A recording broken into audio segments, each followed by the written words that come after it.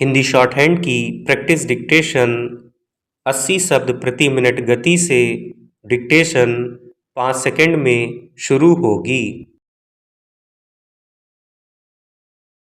Start. Delhi के जंतर मंतर पर NEET परीक्षा में हुई गड़बड़ी के मुद्दे पर शुरू हुआ आंदोलन सोमवार को जिस रूप में पहुंच गया, उससे बचने के लिए अगर सिर्फ बातचीत का रास्ता अख्तियार किया गया होता तो शायद यह नौबत नहीं आती। दरअसल कॉकरोच जनता पार्टी ने सरकार से 3 मुख्य मांगों के साथ चलो संसद का आह्वान किया था। वहां बड़ी संख्या में जमा हुए युवाओं को रोकने के लिए पुलिस और सुरक्षा बलों ने आंसू गैस के गोले दागे, बल प्रयोग किया, जिसमें कई युवाओं के घायल होने की खबर आई। इस रुख ने एक बार फिर देश की लोकतांत्रिक परंपरा और सरकार की नीतियों पर सवाल उठाने के नागरिकों के संवैधानिक अधिकारों पर चोट ही पहुंचाई है।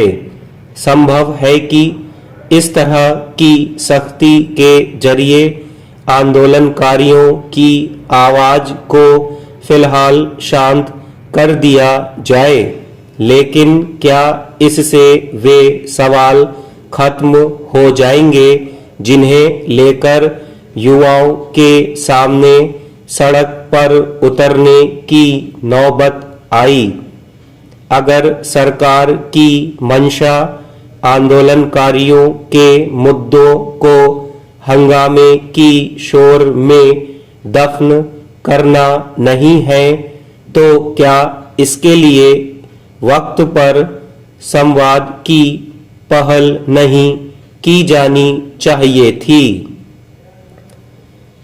इससे पहले शनिवार को इसी मुद्दे पर भूख हड़ताल कर रहे पर्यावरण कार्यकर्ता सोनम वांगचुक को जंतर मंतर से पुलिस जिस तरीके से उठाकर ले गई थी, उस पर भी सवाल उठे थे, मगर उसके बाद भी सरकार ने अपनी ओर से आंदोलनकारी युवाओं की मांगों पर विचार करना या उन पर बातचीत करना जरूरी नहीं समझा।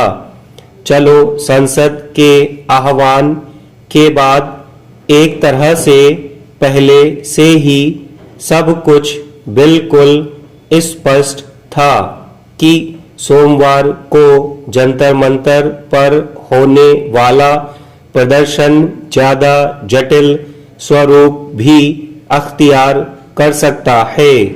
सरकार ने उन्हें रोकने के लिए जिस शिद्दत से पुलिस बल को खुला छोड़ दिया, जो निर्देश दिए, क्या उतनी ही संजीदगी से आंदोलनकारी युवाओं से बातचीत के जरिए मसले का हल निकालने की कोशिश नहीं की जा सकती थी?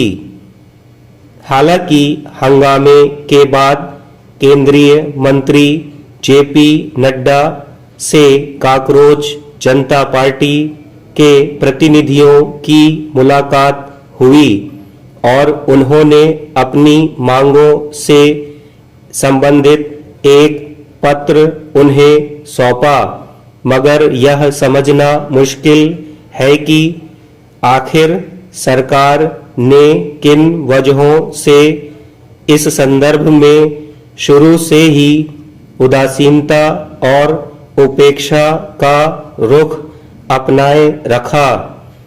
गौरतलब है कि आंदोलनकारियों की ओर से मुख्य रूप से 3 मांग की जा रही हैं।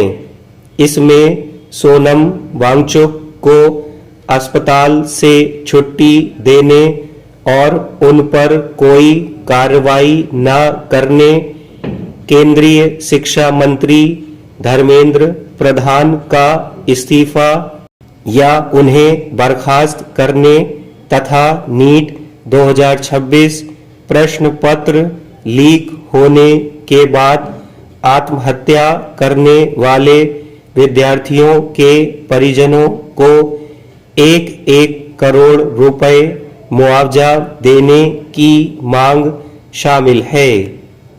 स्टॉप।